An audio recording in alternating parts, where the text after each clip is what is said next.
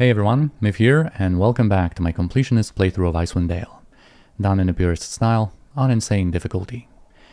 And without any delays, let us proceed, because at last, the time has come to officially complete the prologue and progress into Chapter 1. Let's go. Done. Fighting their way through the goblin-infested valley of the pass, the survivors of the doomed East Haven expedition at last came upon the small hamlet of Kuldahar. Nestled within the roots of a massive oak tree, the tiny cottages were a welcome sight for the weary travelers. As the party approached the town, a warm breeze blew over them, chasing away the chill of the frozen pass, and carrying with it the sweet scent of cooking fires. Oh, those cooking fires. Sounds nice. Our adventurers could sure go and grab something to eat. After all they've been through, all the battles and travel, they've earned a nice hot meal for sure. And yes, we have finally arrived in Kuldahar, our main town for the original campaign. The destination of Hrothgar's expedition, but only the starting point for all of our other adventures. And now, as the glorious Kuldahar theme is about to start, I will be silent so that we can enjoy it for a while.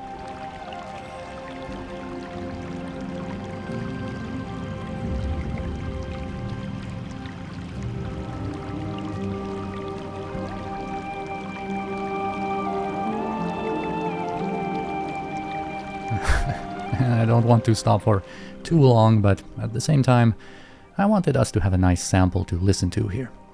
You might have recognized it from the intro episode, and I hope you enjoyed it this time as well. But now let me share a few thoughts about Kuldahar in general. It's an amazing and unique place, unlike any other town in Icewind Dale or Baldur's Gate. I think not everyone sees it that way, but for me, ever since I was a kid, it felt completely different from what towns usually are in RPGs. And that's because of its ambiance and atmosphere that isn't quite what we're used to.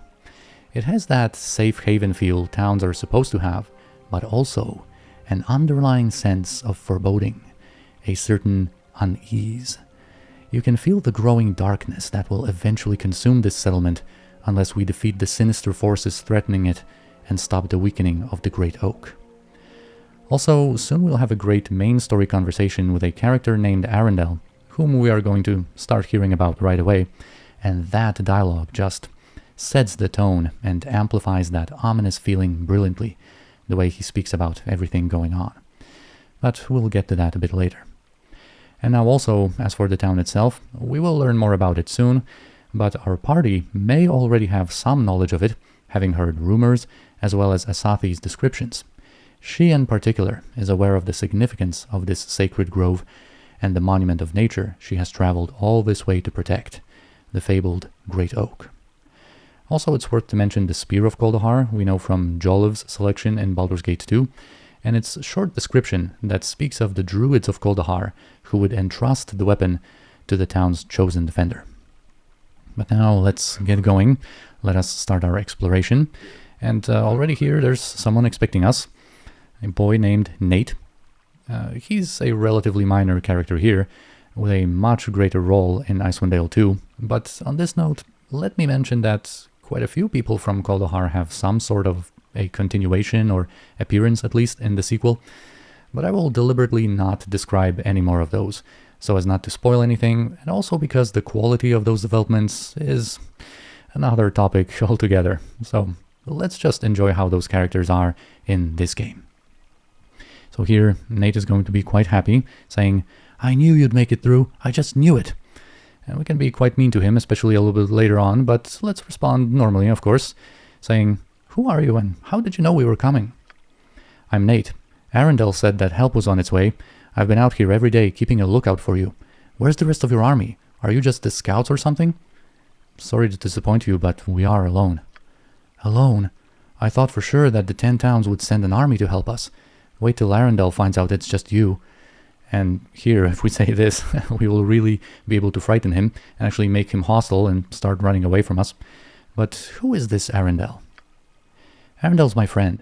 He's the oldest and smartest man in the whole world. He can talk to animals, you know. You should probably go see him.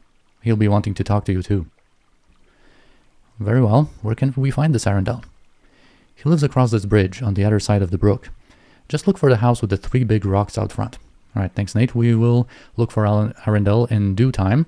And also when we speak to him another time, he will still hold out hope and keep awaiting here the arrival of some additional reinforcements. But now let us already grab the attention of this townsperson here, because there's a lot of content involving the townspeople of Kuldahar. Unfortunately, we will just need this one to conduct all of our conversations and showcase all of the topics we can discuss and all of the unique conversation options and we will be able to present. And here there's a few ways that they can start out the conversation. Here we're just going to have to introduce ourselves and explain that we were a part of an expedition from East Haven, but not all of us made it. And then, of course, we can relate all of our adventures, the avalanche, the battles we've had in Kuldahar Pass. That is grim news indeed. I fear things here in Kuldahar are not much better. You may wish you had stayed in East Haven. But first, let's ask her about the Archdruid of Kuldahar. He is, of course, the start of the whole storyline, our link to the whole expedition, because, of course, we know that the Archdruid of this settlement sent that messenger to East Haven asking for help. I need to find the Archdruid of Kuldahar. Where is he? Archdruid of Kuldahar? Friend, there is no Archdruid of Kuldahar. I hope you didn't travel through the past to find one, else your journey's been in vain. Well, is there another druid perhaps that might know for certain? Well, there's old Arundel. We've seen him talking to birds, but we figured that he was, well, a little touched in the head. Could be he knows where you'd find a druid. And if you are conducting this conversation with a druid, it will arrive in the same point here, but the druid will be able to note that he does sense the presence of an archdruid nearby. And we can roleplay that Asathi from the back row from behind the Rintar also said something along those lines, that she knows there is an archdruid protecting Kuldahar, but he might not want to draw attention to his presence here. Of course, we can ask where we can find Arundel, but we will have many questions about Kuldahar first. Here there's going to be a line of rumors we can explore, quite similar to the one we've had in East Haven, so let's first go through those. We want to, of course, know as much as we can about all of the happenings in the area, and first we can ask about the weather, because as we know... Weather's been lousy lately. So let's inquire about that. This winter's been a season of evil here in Kuldahar. People vanishing, sudden storms, monsters sighted in the pass. It's all going to get a lot worse before the year is done, mark my words.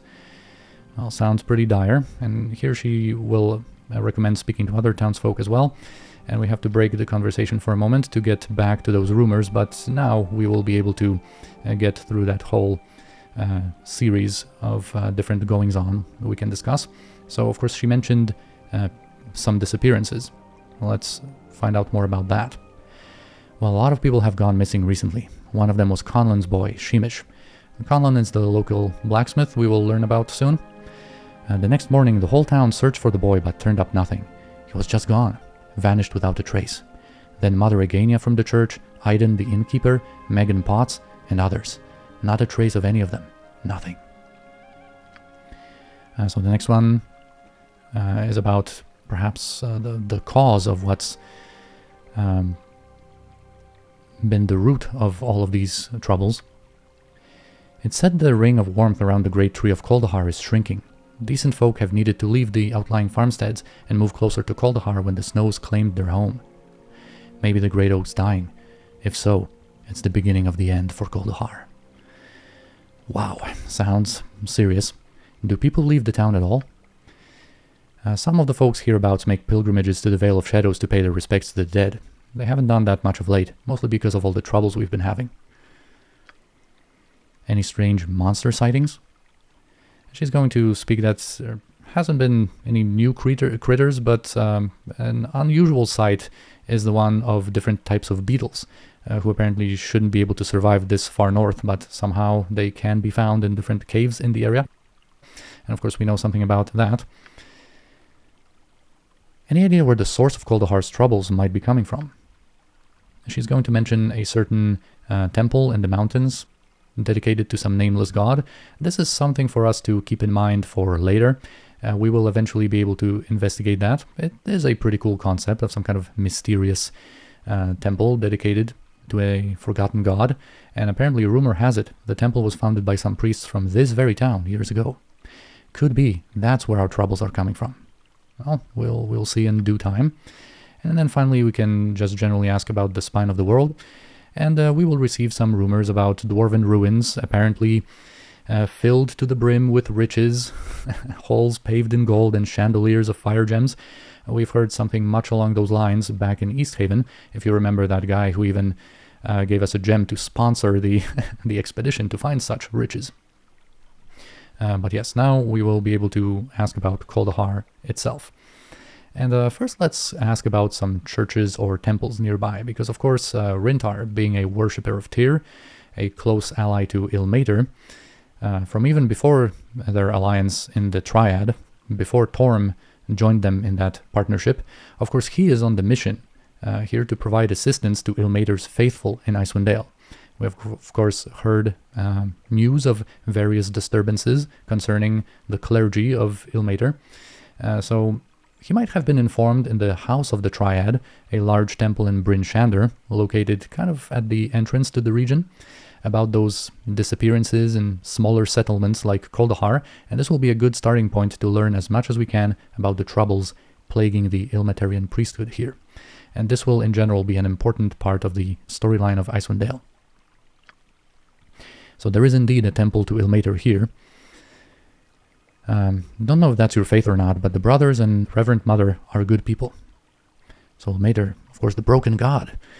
They are worshipping him here. He's the god of suffering, the crying god. His priests seek to help alleviate the sufferings of others by taking on their pain. Don't know all the teachings, but that's pretty much how I understand it. Don't you worship him? Well, I'll tell you, friend, one look at the great tree of Kuldahar, and it seems to me that nature's the only thing really deserving of worship around here. I mean, the branches nearly scrape the clouds, it seems. Beautiful sight it is. And of course we agree about the majestic nature of the great tree. However, of course, Rintar will be able to say something quite unique here. If you have a paladin or a good aligned cleric, there is going to be this additional line about Ilmater. Have you ever heard the teachings of Ilmater? I think they might make you see the church differently. And she'll be willing to listen to us. Ilmater is the willing sufferer. He takes on the burdens and pains of others, and so do his priests. I'm sure you've noticed the priests put others ahead of themselves, and they are always there when one needs healing or comfort. And yes, this will work to open her eyes a little bit to the faith, and she will say that she might check it out one of these days, maybe try to learn more. I suppose I'd always assumed the priests had been helping the town in the hopes of gaining converts. But now she will know better. And here we can get a bonus 1200 experience for championing the worship of Ilmater. And of course it was only appropriate for Rintar to respond in such a way, so this was very fitting to him. But now, when it comes to other things, being the pragmatic leader that Rintar is, he will want to know about any shops in the area that we might resupply ourselves and perhaps purchase some weapons and the like. And apparently there's 2 shops. If weapons are what you're wanting, go see Conlon the Smith in the northern center part of town. His forge is burning day and night, so it's hard to miss. And if you're looking for general supplies, go see Gareth. And his shop is right here. We will visit it soon. Next up, let's also ask for a place to rest. There's the evening shade, but, well, the previous innkeeper was one of the townsfolk who's gone missing, and it's come under new ownership. Some halfling merchant from the south. Not a very friendly fellow, but I suppose the evening shade's all there is for travelers. You don't want to be sleeping outside with all the disappearances. And this dialogue option will of course bring us back to that rumor we've already discussed. Next, let's also ask about some sort of wrecked ship we have been able to notice from a distance. Oh, you mean the airship Fiddlebender's holed up in? Yeah, well, for the whole story you'd have to speak to him about it. So, this Fiddlebender apparently lives in the airship. He is their local alchemist. Makes potions and concoctions and the occasional explosion. And here what's interesting is that if you're speaking with a gnome to this townsperson, you will be able to get a little bit of a different comment from her. Again, being suspected of perhaps being related to Fiddlebender. But what's a really, really cool touch is that if you had already been mistaken for Fiddlebender back in East Haven, and this would be, a subsequent time such a thing happened, you would be able to respond differently, saying something like, "Oh, so that's who Fiddlebender is." Really, really cool touch. But anyway, also we can inquire about some sort of tower we've been able to see from the road. Is that your local watchtower? No, that's the Tower of Auric the Grey. Fortunate we are to have a wizard this far north. Friendlier than most spellcasters I've known. He values his privacy, but I still see him tip back a tankard or two with the best of them at the Root Cellar. So yes, about that Root Cellar, apparently a local tavern. Yes, owned by Whitcomb, and quite a detailed description where it's located. But yes, there were some other conversation options, but I will leave those to Asathi. And before we do those level ups, let's just conclude our dealings with this townsperson. Let's pester her a little bit more. Because when we ask about Kuldahar itself, we can of course discuss the tree. That's the primary concern of Asathi. She's going to be curious about how long it's been here. It's huge. Been here as long as I can remember, and blessing as near as I can tell. The chilly weather doesn't even touch the town with the tree growing here. It radiates enough heat to keep things green, which is a sight for tired eyes here in the north. But if we are speaking to her as a druid about this, we will have this additional conversation option, where the druid will sense that the tree seems weak somehow, ill, yet I know not why. Is there something wrong with it? It's more than that. It's like the great tree's influence is shrinking somehow. We don't know why.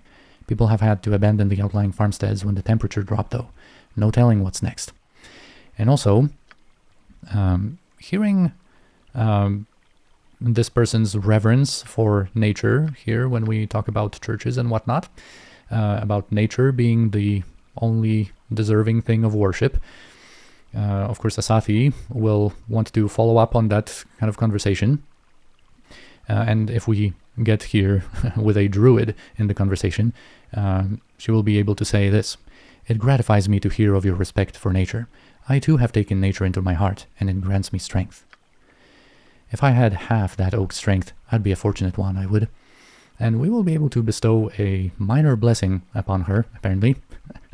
She will be willing and appreciative of such kindness, and this sounds a bit like a scam, but we can roleplay that in a way that Asathi's power is indeed bolstered here, and that she can really draw strength from the Great Oak's aura and bestow a little blessing, because it will seem that it is effective. Maybe that's placebo, but maybe we will be able to calm her worries a little bit with it, as by saying, "Close your eyes, feel the ground beneath your feet, the running water of the creek, the wind through the branches. Now, open your eyes." She's like, "Whoa!" Everything seems clearer, nay, sharper somehow. "Thank you. Here, take this. It's not much, but it might be enough to pay for your stay here in Kuldahar." And here we get 1200 experience for championing the worship of nature, and we get a gem from her that will sell for 90 gold. So quite nice. And for now, we can take our leave. This is going to be everything for now when it comes to the townspeople, but we will come back to discuss some more things with them. Once we get our first quest from the main storyline, we will be able to have some conversations or some rumors and even additional financial incentives when it comes to that. And in general, speaking in broader terms, we will always be able to keep coming back to the townspeople to discuss the current quest we are on. So whenever we advance to the next phase of the main storyline, we will remember to have a word with them. But now let's get to those level ups.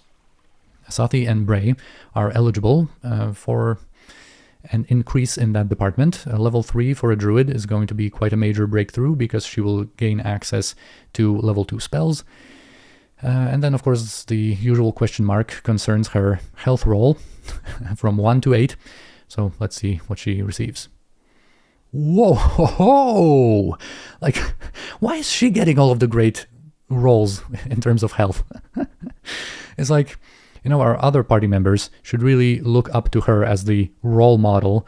They should want to emulate in that regard, because on her first level up, she got the maximum 8, and now 7, very close to that maximum.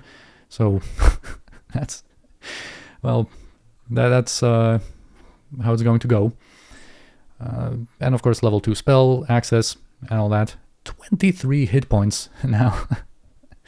Having 7 constitution. But I guess we can still make sense out of it in role-playing terms, saying that maybe despite her frail physique, she as a wild elf still has that hardiness and that ferocity of the wild, which makes her tougher than she looks. And then here with Brey, we will be able to get through her fighter level up now. She will get a Thaco boost, and will roll from 1 to 10 to determine her health, but of course that roll will be divided by 2 and then rounded down if necessary. So on rolls 1, 2, and 3, she will only get 1 hit point, then rolls 4 and 5 will result in 2 hit points, 6 and 7 in 3 hit points, 8 and 9 in 4, and only on a perfect roll of 10 will she get the 5 hit points she has the potential to get. So let's check it out. Alright, 3, an average roll, not much to be really mad about, and of course that really nice Thaco boost that we of course need all the help that we can get when it comes to our combat performance. But now let's check out this aquamarine gem. That's the one we received from the townsperson. I've already moved the scrimshaw remains of that fish we have had from East Haven into Rintar's inventory just to make space in Asathi's one. And also, now that I'm looking at it, let's replenish some of our darts to make more space here, and perhaps, yeah, arrows can be replenished as well. And now we are free to explore a few different places. There is a path up to the north, but we will explore that later. First, let's visit this general equipment store. What's interesting here is that if you click on Girth, the character will go around to speak to him, but if you just position the character, let's even face Girth, now we will be able to converse normally in such a situation. And he will be a nice fellow, introduce himself as a vendor supplying caravans and whatnot. And he also fancies himself a bit of a historian, an amateur historian and collector, very interested in the history of various places and things. He will be very happy to take off of our hands various curiosities that some others could call junk, but for him they are going to be precious to study. So in quite a direct fashion, he will say that he will take keys, notes, books, documents and other quest items, and of course we will be able to purchase them back from him if it turns out that we still need those. So we can safely get rid of those quest items or miscellaneous various items of that kind by dealing with him. And here we can finally sell this knucklehead trout scrimshaw skeleton for a better price. We can also finally sell our gems for all of those prices I mentioned before, and that there will be a time where they will be worth a little bit more. Almost 500 gold from such transactions. That's pretty nice. He doesn't accept a lot of items, but some different types of them he actually does. Like these small shields, they will never be worth more than 1 gold in this town, but let's actually empty Galburing's inventory a little bit to free up some of his carrying capacity. And now when it comes to his own selection, he just has some general stuff that we don't really need to explore too deeply. Some books on the region, and also 2 bardic items, as well as a gem bag. And this gem bag we will get, but a little bit later. It's not because the financial side limits us here, but actually let's not take up an additional inventory space in the bags of our party members until we need it later to perhaps sort some more gems or usable jewelry, some kind of situational amulets and stuff that we will acquire later.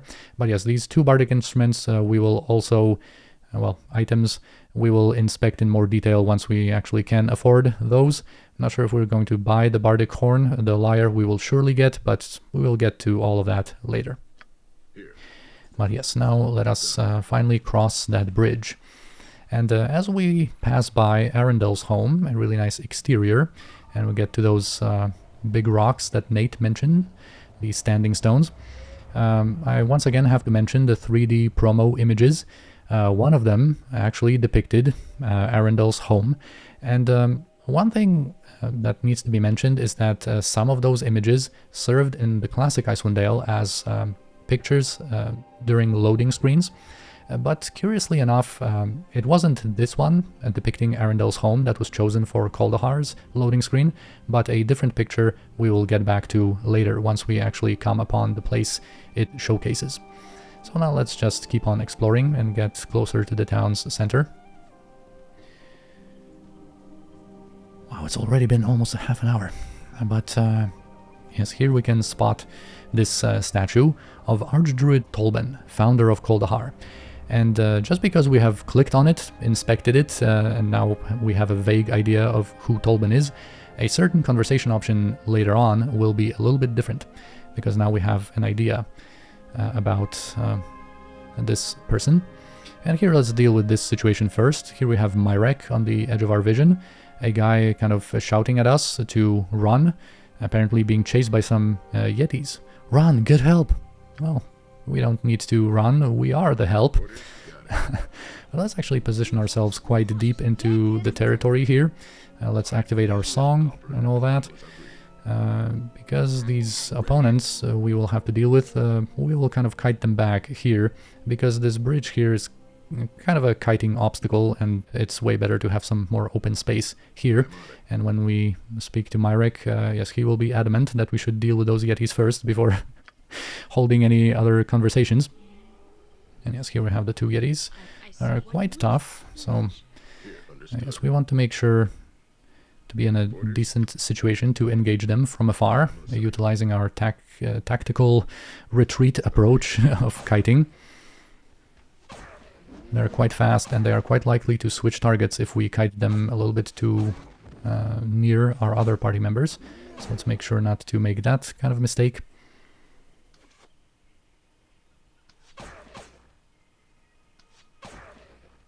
And we've had some crits on that first one that made us be able to deal with it a little handier, but it was fine. We didn't receive any damage. That's cool. They each dropped a Yeti pelt, and now we can pick those up with Galburin. Here they are, and now we can actually talk to Myrek about what that was all about. I thought the time to join my ancestors had finally come. Last time I ever stepped foot anywhere near the Vale, that's for certain. There's all sorts of strange creatures roaming around there now. The Vale. Of course, he mentions the Vale of Shadows that we've heard of already in those pilgrimages, but we will have a separate episode dedicated to gathering info about the Vale of Shadows and perhaps stepping foot into that area. But yes, he was on one such pilgrimage together with his brother Silas. Yeah, there to pay our respects to our family crypt like we do every year, but this time, I don't know, the Vale seems different, cursed somehow. The shadows have come alive, and there's yetis roaming the paths, attacking travelers. Unfortunately, his brother Silas didn't make it. Some kind of huge yeti, the biggest Myrek has ever seen, suddenly tore out of the snow and struck Silas, who was carrying their family heirloom, and we can offer to retrieve it to Myrek. This is actually going to be our quest, kind of a side quest in the Vale of Shadows. And he's going to mention consulting with Arendelle in terms of what kind of path we should take if we ever want to visit the Vale. Because apparently Arendelle wanders the mountains quite a bit and knows of more hidden trails than there are branches on the Great Oak. So it's a nice mention of him there. Also, he's going to mention Conlon, the blacksmith, who would be able to buy those Yeti pelts from us for a fair price, and since the item upgrade mod is already incorporated into the Enhanced Edition, he will also mention Auric, the wizard, being able to make something out of those pelts too. And this refers to not only the Yeti pelts, but since he mentioned that here, you know, the Auric being able to perhaps put those different pelts into use. Now, when we speak to Auric, we will have the option to ask him about that. But yes, now let us proceed north from here to visit that temple. We of course want to investigate that whole matter, and here we are going to meet Brother Ferg outside of the temple. And we can be mean to him on quite a few occasions, but we will get back to that in a little bit. Now, of course, we can introduce ourselves and say that we are seeking the services of a healer, and he is going to introduce the temple. And the blessings of the broken god are upon you, for you stand before the house of the bleeding rose. This is a place dedicated to the worship of the Lord on the rack, Ilmater. All who are in need of succor are welcome here. Please step inside, and revered Sister Kalyana shall ease your suffering, friend. And this kind of you will see that once we meet certain people, including Sister Kalyana, we will be able to talk to them, or sometimes about them already, to certain characters, because we've heard about them. So he introduces Sister Kalyana, and as we step into the temple, you'll see that, I'll draw your attention to certain conversation options that will be slightly different now that we know who she is. But yes, when it comes to other services, we can again inquire about the inn. He's going to mention the Evening Shade. It is a modest inn, nestled within the trunk of the great oak. It used to be run by a man named Aiden, but I understand it's come under new ownership. I have not yet met the new owner, however, but I have heard he is a halfling gentleman from the south. All right, when it comes to weapons and equipment, of course, again, he is going to mention Conlon and Garth, and let's let that be it. However, Galburin also always curious about different types of worship. Here again, we have a different way to insult him, but he is going to perhaps ask about something to drink. Of course, Galburin wouldn't mind. Possibly a dwarven strong drink after all of these harrowing adventures we've been through, but he will respond with this. My friend, those that embrace the broken god needn't seek comfort at the bottom of a mug. However, those that wish to indulge in spirits are oft found at the Root Cellar, a small tavern directly to the west of here. And here again, we can say something quite mean to him.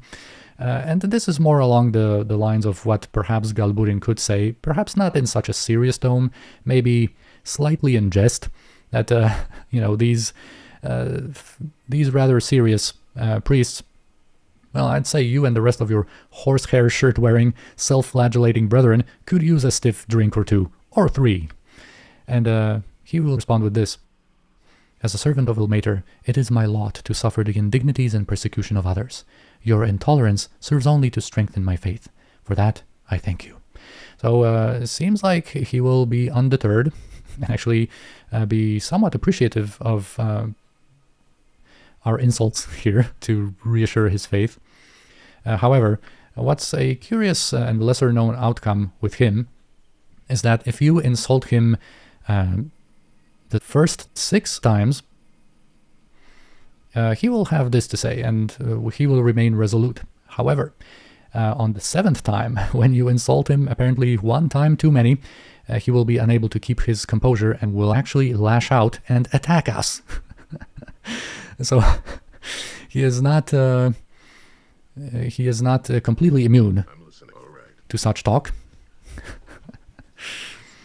And now inside there will be Brother Gus, and first let's talk to him with Brey. This will be more appropriate. And since we have already met Brother Ferg outside, we will be able to notice something about him. Of course, as he introduces himself as a faithful servant of Ilmater. Be at peace, for you are in the care of the one who endures. But yeah, has anyone ever told you that you look a lot like Brother Ferg, the priest outside? Possibly being a joke about, priests in the game looking the same. But this will be apparently easily explained. On numerous occasions. It is not really much of a coincidence, considering that we are twins. Really, I just figured all you priests of Ilmater looked alike. Yes, well, is there some way I may be of assistance to you, friend? We will now get back to him with Rintar, whom of course will want to conduct all of these conversations. But what's interesting also is that if you meet them in the reverse order, which is of course much rarer, because seeing how Brother Ferg was outside, but if you first meet Brother Gus and then speak to Brother Ferg, you can make that same note about them looking the same, but the conversation will be slightly different and it will unlock a unique way to insult him. Like one more way you can say something mean to him.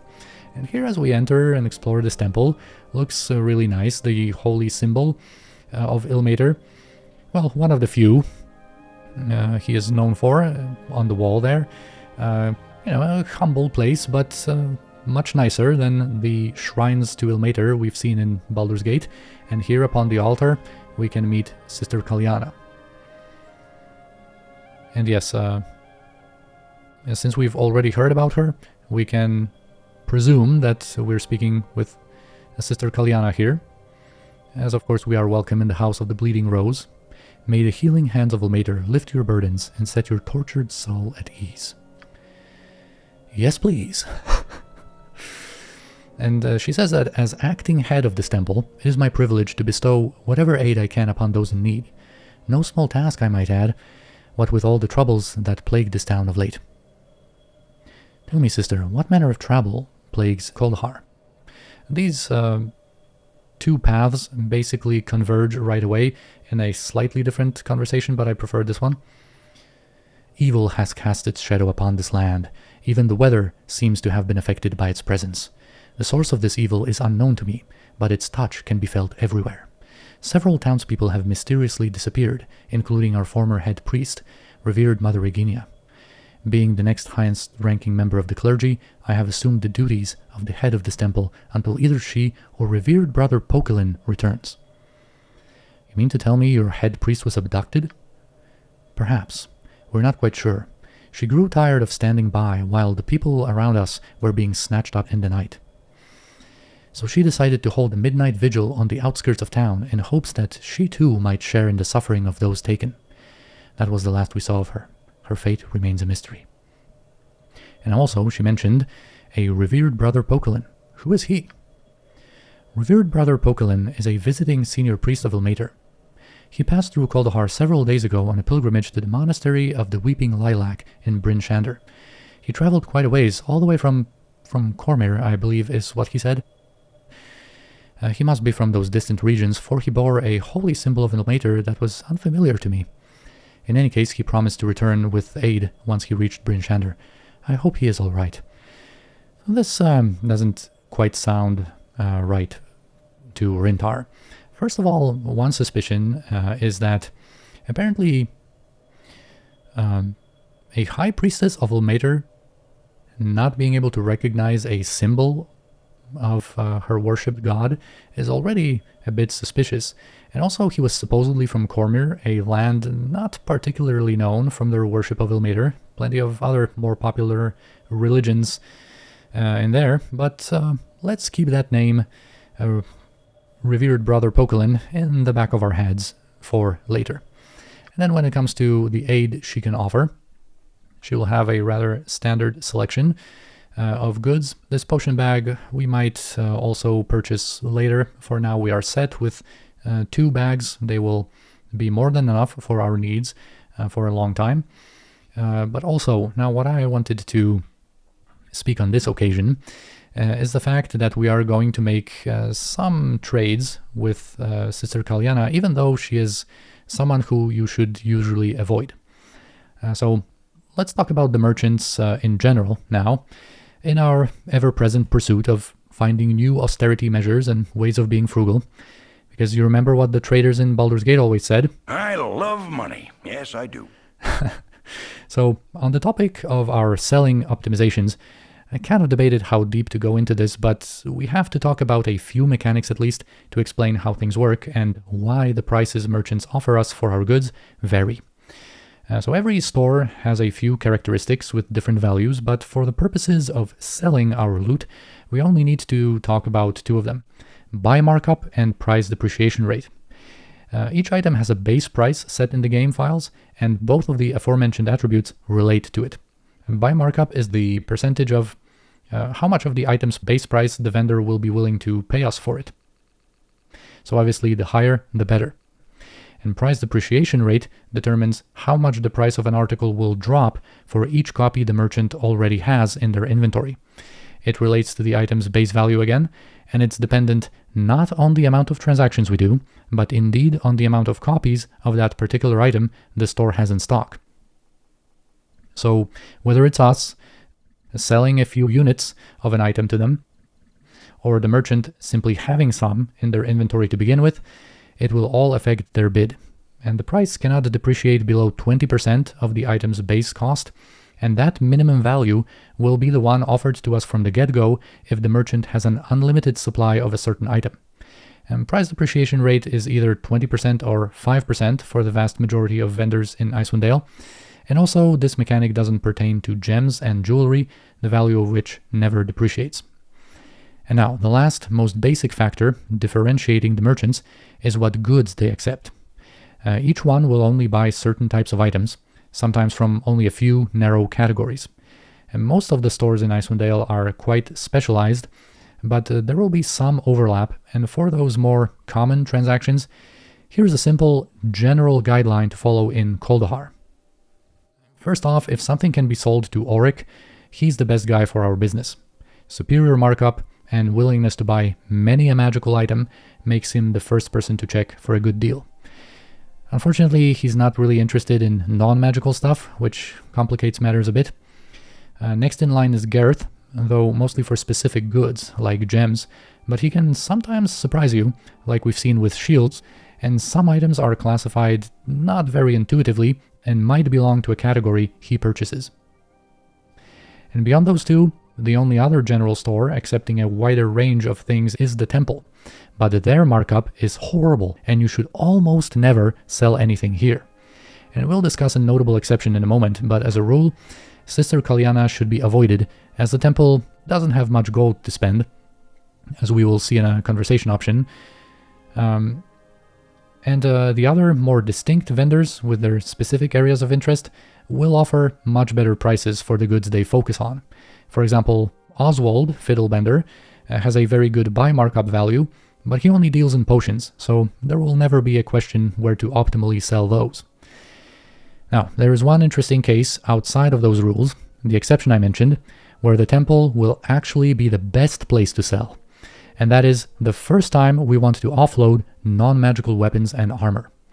This is because, even though Kalyana's buy markup is worse than Conlan's, the only other competing merchant for this type of equipment, as a blacksmith, he has an infinite supply of those in his stock, making him buy such stuff only at a maximally depreciated price, which is slightly lower than what the Temple can offer us for the first sale of each such item, as they have no gear like that in their offer to begin with.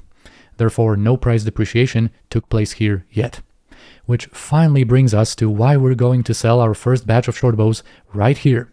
We can sell 16 of them in bulk for that sweet 9 gold before the price plummets to its minimum value of 6. So there's 48 gold to gain in this transaction, and that is what we're all about.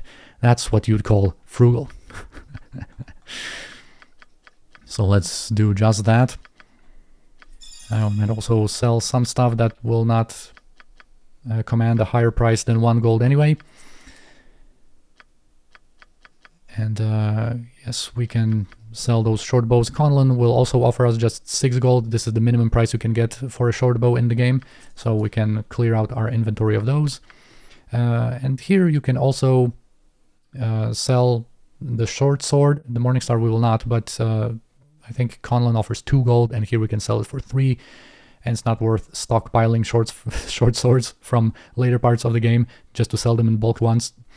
So let's just get rid of it right now, and now we will have our inventories quite nicely set up for further adventures. And one thing I forgot to explore is this dialogue path with Brother Gus. And of course, he will talk again about Sister Kalyana being at prayer upon the altar. She is more than capable of tending to your wounds. She can also offer you what few curatives we have left in our humble temple. And this is what I wanted to still showcase. Few curatives. Don't tell me you're running out. I'm afraid so. The good people of Kuldahar have suffered greatly of late. In sharing their burdens, we have nearly exhausted our supply of potions and antidotes, though I hear tell that one might find such items elsewhere in town. Really? Where would that be? The gnome, Oswald Fiddlebender, is known to dabble in alchemy. He lives in that contraption on the ridge above this temple. It is also rumored that Auric the Mage possesses certain arcane items. He's a bit of a recluse, though. He lives in a small tower on the far side of town to the west. Alright, and that's the info we wanted to explore. And still in this episode, before it becomes really long, let us also step into this home to tackle something that will not be relevant for just beyond this conversation. By Tempers, the vision speaks true. You are the heroes from my dreams. Alright, and here we have Hjollder, a barbarian shaman who recognizes us from a vision, apparently, as heroes. And he came to Kuldahar to seek our help. And he is our link to the expansion content, which we could visit and then come back, but we are going to do things in a different order. We are going to complete the original campaign first, and then progress into the expansion. So I will go through this rather lengthy conversation off camera, so as not to spoil anything and not to waste time, as we will of course explore it fully when we get to the expansion adventures, but there is something I want to showcase here, so I'll be right back. Okay, and here we are at the end of this conversation, and as you can see, Rintar was willing to offer our aid to this shaman, as his plea seemed genuine, but this is not the right time. In his vision, Hjollder saw the future versions of our adventures, the stronger and more experienced heroes they are still to become, because as things stand now, we are not yet ready for the challenges that lie ahead. And yes, this relates back to the mechanics, that the character you first create in your party, the player one, it doesn't have to be your current leader, but the first in the creation process of your party, he needs to have at least 250,000 experience, which will translate to levels from 8 to 11, depending on the class. So classes that's level slowly, like paladins or rangers, will be level 8, and some of the fastest ones to level, like thieves, bards, or druids, will be level 11, and the other classes will be somewhere in between that. But he still wanted us to retrieve a gift he brought us to help us in our travels from this container beside him. So let us check it out. And here we will have 40 gold, a sling +1, and 20 additional bullets. So thank you, Hjollder, for your help. We should be surely able to identify that. Yes, just a regular +1 enchanted sling with a bonus to Thaco and damage. That will improve the abysmal performance of Galburin in combat using ranged weapons. And yes, I see that I haven't fully cleared out our inventories, but we will do that in the future. Actually, as this episode draws to a close, I will just mention that I will most likely go back to Kuldahar Pass to gather up some of the other loot that is still going to be lying on the ground, and I will do the transactions and everything involved in that. And once we come back for the next episode, all of those frugality measures will be concluded, and I'll just summarize them. So for now, this will be the end. I hope you enjoyed this episode, and I'll see you next time.